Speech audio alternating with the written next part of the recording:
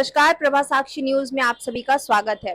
NEET UG 2024 शुरुआत से ही विवादों में रहा है। पहले पेपर लीक को लेकर विवाद चल रहा था और अब पूरे देश में हंगामा मचा हुआ है मार्क्स रिजल्ट को लेकर। इस वक्त हमारे साथ रवि शॉ मौजूद है जो कि एडवोकेट हैं। हम इनसे बात करेंगे कि इन तमाम चीजों को लेकर क्या कुछ हो सकता है, क्योंकि ये मामला जो है सुप्रीम कोर्ट में जा चुका है। कई जो अभ्यर्थी है वो ये मांग कर रहे हैं कि ये जो एग्जामिनेशन ये फिर से कंडक्ट कराई जानी चाहिए और इस पर क्या कुछ सुनवाई हो रही है, इन चीजों पर बात करेंगे। और आपको ये भी बता दें कि पूरे देश में इस चीज को लेकर प्रदर्शन भी कर रहे हैं छात्र छात्राएं और अलग अलग तरह से विरोध किया जा रहा है।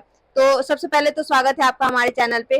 क्या देख रहे हैं, क्योंकि स्टूडेंट्स का भविष्य कहीं ना कहीं खतरे में नजर आ रहा है। देखिए, स्टूडेंट के साथ साथ देश का भी भविष्य खतरे में है, क्योंकि ये जो नीट एग्ज़ाम होता है, ये entrance exam basically medical students के लिए होता है जो कल के डेट में डॉक्टर्स बनेंगे। हमारा हेल्थ इंफ्रास्ट्रक्चर पूरे वर्ल्ड में को पता है कि भारत का हेल्थ इंफ्रास्ट्रक्चर कैसा है। अब उस तरीके से हेल्थ इंफ्रास्ट्रक्चर को इम्प्रूव करने के बजाय इस तरह की अगर पेपर लीक होने लगे और उसमें जो इनकम्पिटेंट कैंडिडेट्स अगर आगे आ जाते हैं, इससे भविष्य में सिर्फ उन स्टूडेंट्स को ही नहीं, साधारण जनता को भी बहुत भुगतना पड़ेगा।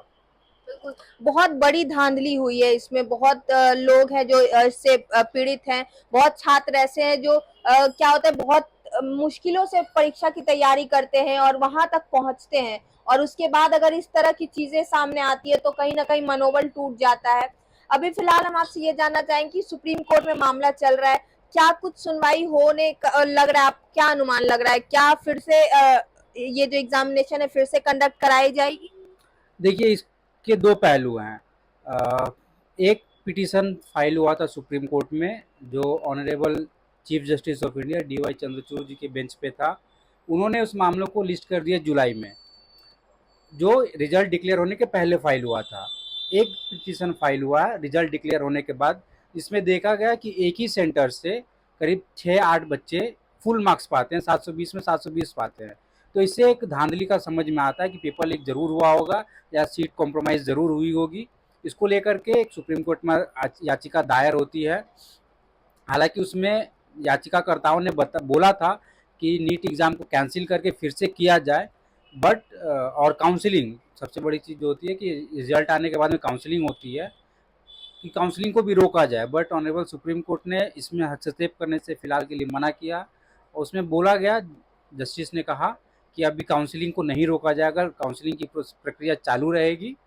बट ये जो मामला है जो रिजल्ट डिक्लेयर होने के बाद हुआ और एक मामला जो रिजल्ट डिक्लेयर होने के पहले हुआ, दोनों मामले की सुनवाई एक साथ चीफ जस्टिस ऑफ इंडिया के बेंच पे 8 जुलाई को है, शायद 8 जुलाई को एक साथ में होगी।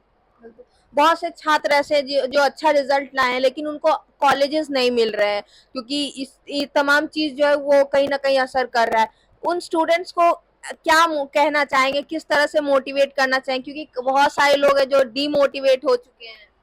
देखिए, डिमोटिवेशन की बात तो है ही है, क्योंकि जहाँ पे लोग साल भर 2-2 साल 3-3 साल मेहनत करके इस तरीके से परीक्षा देते हैं, बाद में पता चलता है कि सीट और पेपर कॉम्प्रोमाइज़्ड हो गया है, तो उनके मेहनत पे असर पड़ता है। एक ही बात मैं कहना चाहूँगा, हिम्मत नहीं हारनी है, आप लगे रहिए इस पे और जो भी कॉलेज मिले, अच्छा कॉलेज मिले, आप ज़रूर उसको कंटिन्यू कीजिए।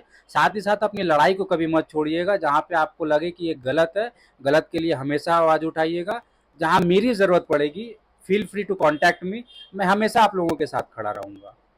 एक और बात, ये जो ग्रेस मार्क्स को लेकर बात कही जा रही है कि इस बार बहुत ज्यादा हुआ। बहुत सारी ऐसी चीजें थी जो पहले नहीं होती थी, इस एग्जामिनेशन में हुई है। तो क्या लगता है कि बच्चों को न्याय मिलेगा क्या? देखिए, मामला चूंकि सुप्रीम कोर्ट में पेंडिंग है, न्याय तो बिल्कुल मिलेगा। पहले भी यहाँ पे हम लोगों ने देखा है कि पश्चिम बंगाल में शिक्षा भर्ती में घोटाला हुआ, हाई कोर्ट के थ्रू और सुप्रीम कोर्ट के थ्रू बच्चों को न्याय मिला है और इसमें भी पूरा उम्मीद है कि बच्चों को न्याय जरूर मिलेगा। हालांकि जिस तरीके का रवैया NTA ने अपनाया है वो एक्सेप्टेबल नहीं है, ग्रेस मार्किंग को लेकर के हो या जो प्रेस कॉन्फ्रेंस आज के दिन में जो शाम को थोड़ी देर पहले प्रेस कॉन्फ्रेंस हुआ, उसमें भी जो रवैया अपनाया गया NTA के थ्रू, वो भी एक्सेप्टेबल नहीं है। उन लोगों को सोचना चाहिए कि लाखों बच्चों का भविष्य साथ साथ करोड़ों भारतीयों का भविष्य इस पे जुड़ा हुआ है, क्योंकि जो बच्चे आज के डेट में एग्जाम दिए हैं वो कल को भविष्य में डॉक्टर बनेंगे और हेल्थ इंफ्रास्ट्रक्चर को संभालेंगे। तो इस तरीके का जो कैजुअल अप्रोच है एनटीए का वो नहीं होना चाहिए। आगे से मैं रिक्वेस्ट करूंगा कि इस तरीके का कैजुअल अप्रोच ना अपनाते हुए जो एक टाइट शेड्यूल हो या टाइट आपका जो प्रक्रिया होता है उसको फॉलो किया जाए। थैंक यू सो मच अपना ओपिनियन देने के लिए। तो आप सुन रहे थे एडवोकेट रवि शॉ को। इन्होंने बताया कि किस तरह से जो है बच्चों के साथ न्याय होनी चाहिए और क्या कुछ चल रहा है सुप्रीम कोर्ट में, ये मामला है। आगे जो भी सुनवाई होगी, जो भी वहां से ऑर्डर आएंगे, उसको लेकर भी हम इनके पास आएंगे और इनसे बातचीत करेंगे जो भी आएगा। फिलहाल के लिए बस इतना ही। आप देख रहे थे प्रभा साक्षी न्यूज बंगाल से। मेरा नाम रिमझिम है। अगर आप भी लेना चाहते हैं देश दुनिया की तमाम जानकारी तो आज ही सब्सक्राइब करें हमारे चैनल को। साथ ही नीचे दिए बेल आइकन को जरूर दबाएं ताकि हर अपडेट आप तक पहुंच सके।